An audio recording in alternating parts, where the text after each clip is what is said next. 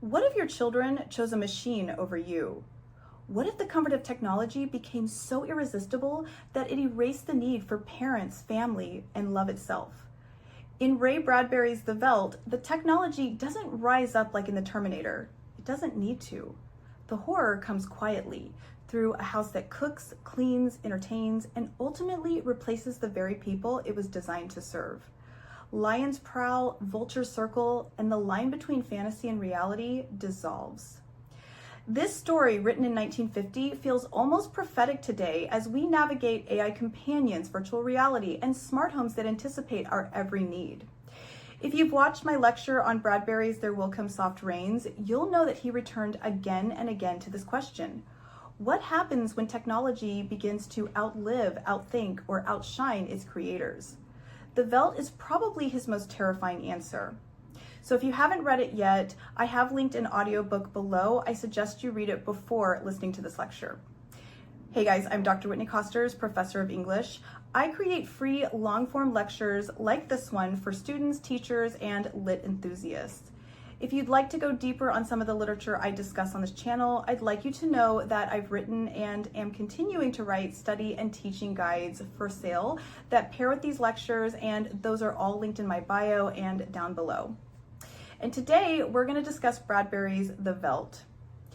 Now, when we think of dystopian literature, most people immediately go to Orwell's 1984 or Huxley's Brave New World.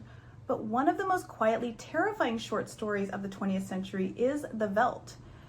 At first glance, it's a simple story about two parents, two kids, and a futuristic home. But as you read more closely, it becomes a profound fable about technology, psychology, authority, and family. What Bradbury captured in a few short pages feels astonishingly relevant today as we stand in an age where AI systems, virtual reality, and smart technology are increasingly shaping and sometimes replacing human relationships. Now, from a literary perspective, one of the first things to notice is Bradbury's choice of form. This story is written as a short, almost claustrophobic piece. There are no long digressions, no sprawling backstory. That brevity mirrors the confinement of the Hadleys' world, a family boxed in by walls that both protect and entrap. Bradbury wastes no words, much like the house itself wastes no energy. The compression of the story heightens its menace. Every line feels inevitable, every image loaded with significance. So the story follows George and Lydia Hadley and their two children, Peter and Wendy. They live in a fully automated, happy life home, a house that does everything for them. It cooks their meals, cleans the rooms, bathes the family, even tucks them in at night. At the heart of this house is the nursery, a kind of virtual reality chamber that projects whatever the children imagine. At first it sounds whimsical, a dream come true. But George and Lydia begin to notice that the nursery is stuck. The children are no longer imagining fairy tales or playgrounds. Instead, the nursery keeps producing the same image, an African veldt, complete with blazing heat, vultures circling in the sky, and lions stalking their prey. And gradually, the parents realize that this isn't just the imagination. The children are obsessed with the veldt, and the nursery is reflecting something darker, something violent. By the end, the lions are no longer illusions. They are real enough to kill. And George and Lydia, in their indecision and guilt, find themselves literally consumed by their children's fantasies. Notice how Bradbury builds tension here, not through action, but through description. The nursery's details accumulate: the oppressive heat, the smell of blood, the vultures in the sky. Bradbury writes, "A smell of dust blew along with the smell of hot grass, the smell of a lion, a smell of meat from the panting, dripping mouths." These sensory cues make the illusion more real than reality. In fact, the house is described in more vivid terms than the parents themselves, which shifts our sense of what is alive and what is inert. The humans fade and the machine world pulses with life. So one way of reading the nursery is through psychology. The Veldt is not just a landscape, it's the projection of the children's unconscious. What children sometimes imagine in dreams or daydreams is here made visible, tangible, and dangerous. Instead of working through their aggression or resentment in fantasy, the children are able to play it out again and again until fantasy and reality collapse. In this sense, Bradbury foresaw something very crucial, that technology doesn't just entertain us, it magnifies the desires we might not be able to admit even to ourselves. This is why Bradbury's choice to name the children Peter and Wendy matters. It's an allusion to J.M. Barrie's Peter Pan, a story of children who never grow up, who live in this fantasy land of endless play. But here the allusion is darkly ironic. These Peter and Wendy don't escape to Neverland, they escape to a Velt, a place of death and predators. At one point, George says in disbelief, "I don't imagine the room will like being shut off." So even the nursery seems more alive, more commanding than the children's parents. The inversion of Barrie's story shows us how innocence can turn to violence when fantasy is no longer bounded by reality. So another way to read the nursery is as a foreshadowing of what we now call posthuman life. The Hadley's house is not just an environment, it is a participant in the family. It anticipates needs, disciplines the kids, and erases the parent's sense of purpose. Lydia even says, "That's just it. I feel unnecessary. The house is wife and mother now, and nursemaid. Can I compete with an African Velt?" That's the voice of a person displaced by technology, and it's a voice that we still hear today. Workers wonder if AI is going to take their jobs. Teachers, like myself, worry that chatbots will replace the writing process. Parents worry that children would rather confide in a screen than in them. Bradbury imagined all of this 75 years ago. Here too, he's playing with irony. The happy life home promises happiness, but the more the family relies on it, the more miserable and disoriented they become. The very name of the house is satirical, a hollow guarantee. This irony runs throughout the story. Parents build a paradise for their children only to be destroyed by it. The house designed for life becomes really the agent of death. Bradbury captures the irony of dependence when George says, "We've given the children everything they've ever wanted. Is this our reward? Secrecy? Disobedience?" The promise of happiness dissolves into fear and resentment. But what makes this story most chilling is not the technology itself, it's the way the family responds to it. George and Lydia debate shutting the nursery down. They sense something is wrong, but they hesitate. They feel guilty about depriving their children of comfort, about disrupting the easy life they've bought into. That guilt leads to compromise, and that compromise opens the door to the disaster. In this sense, the story is not just about futuristic gadgets. It's about what happens when authority collapses, when parents are too weak or too complicit to draw boundaries. The nursery replaces them not because it has to, but because they allow it to. So this is a critique of not just family dynamics, but of human nature more broadly. Bradbury suggests that comfort is seductive. Once we grow accustomed to ease, we resist sacrifice, even when we know sacrifice is necessary. George's indecision is a moral failure as much as it is a parental one. Bradbury makes this plain when Lydia warns, "You'll have to change your life. You can't let this go on." And George says, "It's too late."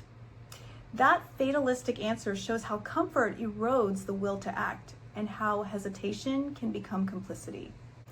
Now, think about how this resonates in 2025. We already live in homes with smart assistants that listen to us, recommend products, play bedtime stories. Virtual reality headsets are marketed to children. AI chatbots are being designed to act as companions, tutors, even therapists. Parents are struggling with the exact same questions that George and Lydia face. How do you compete with technology that is more responsive, more entertaining, and more patient than you are? There are already studies showing that children sometimes prefer talking to AI voices than to parents or teachers because the AI never gets angry, it never loses patience, and it always gives attention. That's the Hadley children 75 years later. And yet, this is also where Bradbury's story touches on structure. Notice how the story is told almost entirely through dialogue and observation. We are not given deep internal monologues from George or Lydia. Instead, we watch them talk, argue, hesitate. Lydia's repeated plea, "George, I wish you'd look at the nursery," becomes a refrain, almost like stage directions. This creates a theatrical quality, like a play unfolding before us. It also distances us from the characters. We see them as figures in a cautionary tale rather than as fully fleshed individuals. This choice strengthens the story's allegorical power. I mean, they're not just George and Lydia Hadley, they are every parent, they are us. The Velt is significant too. Bradbury could have had the kids imagine Disneyland, fairy tales, or outer space. But instead, they choose the African plain, raw and violent, with lions circling their prey. That's a metaphor for what technology reveals about us. When given the freedom to imagine anything, we don't always choose innocence. Sometimes we choose power, domination, violence. And when technology reflects that back to us, the result is terrifying. You can see the same principle in modern social media. Platforms don't create envy or cruelty out of nowhere. I mean, they amplify it, feed it back to us, and make it feel normal. The Velt is the Hadley's children's algorithm, a feedback loop of violence and rebellion that grows stronger each time it's repeated. Here, the symbolism is striking. The Velt is not simply a setting, it is a character. Bradbury writes, "The lion stood looking back at George and Lydia with terrible green-yellow eyes." The lions prowl through the story like the embodiment of repressed rage. The vultures circling in the sky foreshadow the parent's death long before it happens. Even the heat of the sun matters. Oppressive, relentless, it creates the sensation of being trapped in a nightmare. Bradbury's imagery here works on multiple levels. It is literal, sensory, and symbolic all at once. Now, the ending of the story is abrupt and horrifying. The family psychologist, Dr. McLean, comes into the nursery to find the children having a picnic while the lions feed. George and Lydia are gone. The children are calm, unbothered, satisfied. They have chosen the nursery as their parent, and there's no going back. This is one part of the story that really lingers. The horror is not the lions, it's the ease with which the children replace their parents with machines. Notice also the narrative technique here. Bradbury denies us closure. There's no moral spelled out, no aftermath described, no punishment delivered. The story simply ends in stillness with children at peace. Bradbury concludes with the chilling line, "A cup of tea?" said Wendy. That calm is more chilling than any gore would be. It leaves the reader with unease, forced to fill in the horror with their own imagination. This open ending is a hallmark of effective short fiction because it lingers, unsettles, and invites interpretation long after the final line. When it comes down to it, Bradbury's story reminds us of the trajectory that we're currently on. Once the machine proves more comforting, more reliable, more responsive, how long before we begin to prefer it to each other? Now, he was writing at the dawn of television. In the 1950s, parents worried about kids zoning out in front of glowing screens for hours. Today, the screens have become more immersive, interactive, and in the case of AI, more seemingly alive. The nursery is not a relic of science fiction. It's a blueprint. I mean, it looks like the metaverse, like VR classrooms, like AI friends who remember your preferences and adapt to your moods. It looks like a house full of devices that anticipate your needs before you articulate them. So, how should we read the Velt? Through multiple lenses, I think. Psychologically, it shows us the danger of letting our unconscious desires run wild when technology makes them real. Culturally, it echoes the long history of anxieties about media in children, from television to video games to smartphones. Technologically, it forces us to ask whether AI, marketed as a helper, could become something we rely on so completely that we forget how to live without it. And socially, it challenges us to think about authority, discipline, and the human need for responsibility. George and Lydia Hadley's mistake wasn't simply buying the house, it was giving up the hard work of parenting to machines. This story, in my opinion, endures because it offers a warning that is still unfolding. The greatest danger of technology is not that it will rise against us, but that we will surrender ourselves to it, willingly, quietly, in exchange for comfort. We will choose its patience, its entertainment, its responsiveness until human relationships, with all their difficulty and imperfection, begin to feel unnecessary.